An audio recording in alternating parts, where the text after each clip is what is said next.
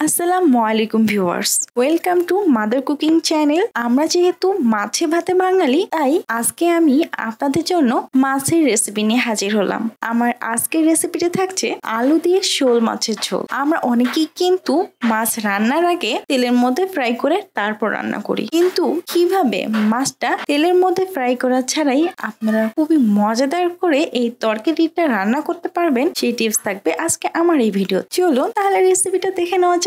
প্রথমে আমি চুলার উপর একটি ফ্রাই প্যান বসিয়ে দিয়েছি। এখন আমি এর মধ্যে দিয়ে দিব সয়াবিন তেল হাফ কাপ, দিয়ে দিব পেঁয়াজ কুচি 2 কাপ। আর আমি যেহেতু এই মাছের ঝোলটা কিছুটা গাঢ় রাখবো, তাই এখানে আমি পেঁয়াজের পরিমাণটা একটু বেশি ব্যবহার করেছি।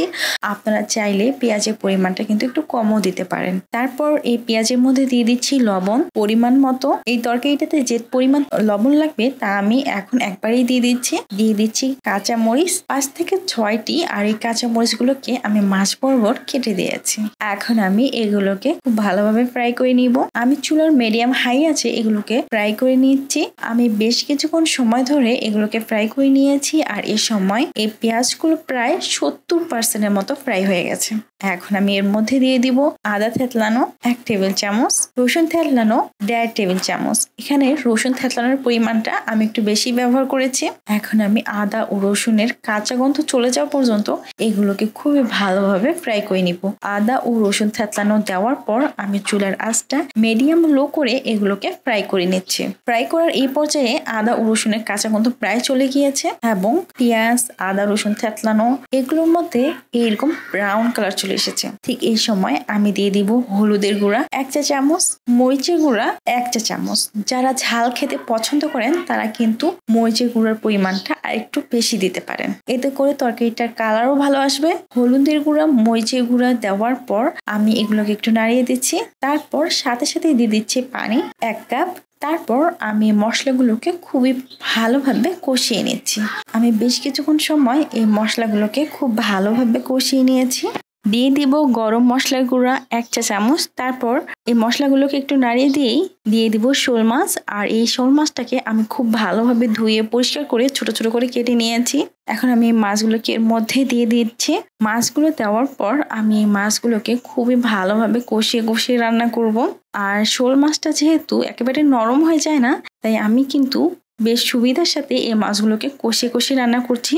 আর এভাবে মাছ কষিয়ে রান্না করার কারণেই কিন্তু মাছের মধ্যে কোনো বাজে গন্ধ বা বেবাস গন্ধ আসবে না।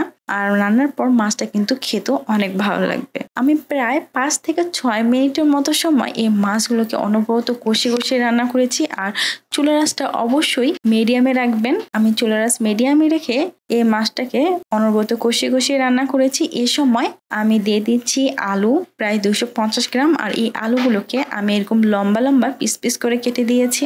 এখন আমি আলু মাছ একসাথে কষিয়ে রান্না করব। আমি আরো 4 থেকে 5 মিনিটের মতো সময় এগুলোকে কষিয়ে রান্না করেছি। আর এগুলোর মধ্যে যে গ্রেভিটা ছিল তা কিন্তু একেবারে শুকিয়ে গেছে। এখন আমি এর মধ্যে দিয়ে দিব পানি। কড়াইয়ের যেইটুকু পর্যন্ত মাছ রয়েছে সেই পর্যন্ত আমি পানি দিয়ে দিচ্ছি। তারপর তরকারিটাকে একটু নাড়িয়ে কড়াইয়ের ঢাকনা লাগিয়ে এই মাছগুলোকে খুবই ভালোভাবে কুক করে নিচ্ছি। ফিরে এলাম প্রায় 10 থেকে 12 মিনিট পর। এই সময় এই মাছটা কিন্তু খুব ভালোভাবে কুক হয়ে গেছে। এখন আমি এর মধ্যে দিয়ে দিব ধনিয়া পাতাটাকে আমি এইভাবে চারদিক থেকে ছড়িয়ে ছিটিয়ে দিচ্ছি। তারপর কড়াইয়ের ঢাকনা লাগিয়ে আরো 3 থেকে 4 মিনিটের মতো সময় চুলার হাই আছে রান্না করে নিচ্ছি। এই সময় মাছটা কিন্তু একেবারেই রান্না হয়ে গেছে। আর আমি যেহেতু মাছের মধ্যে ঝোল রাখছি, তাই এই অবস্থাতেই চুলাটা অফ করে দিচ্ছি। যারা ঝোলটা আর একটু কম রাখতে চান তারা কিন্তু চুলার মধ্যে আরো বেশ কিছুক্ষণ সময় রেখে এই ঝোলটাকে কমিয়ে নিতে পারেন। এই সময় আমার মাছের তরকারিটা একেবারেই রেডি। আর এই আলু দিয়ে মাছের ঝোল তরকারিটা খেতে কিন্তু খুবই মজার হয়। প্রিয় দর্শক, এই ছিল আমাদের আজকের রেসিপি। মাদার কুকিং চ্যানেলের আরো এক্সাইটিং রেসিপি নিয়ে আপনাদের সামনে আবার উপস্থিত হব। ভিউয়ার্স, আপনাদের সকলকে অনেক ধন্যবাদ জানাচ্ছি পুরোটা সময় আমাদের সাথে থাকার জন্য। আমি উইশ করব আপনারা সবাই ভালো থাকবেন, সুস্থ থাকবেন এবং মাদার কুকিং চ্যানেলের সাথে থাকবেন। এই চ্যানেলে নতুন হয়ে থাকলে চ্যানেলটি সাবস্ক্রাইব করুন এবং ভালো লাগলে লাইক কমেন্ট ও শেয়ার করুন। ধন্যবাদ।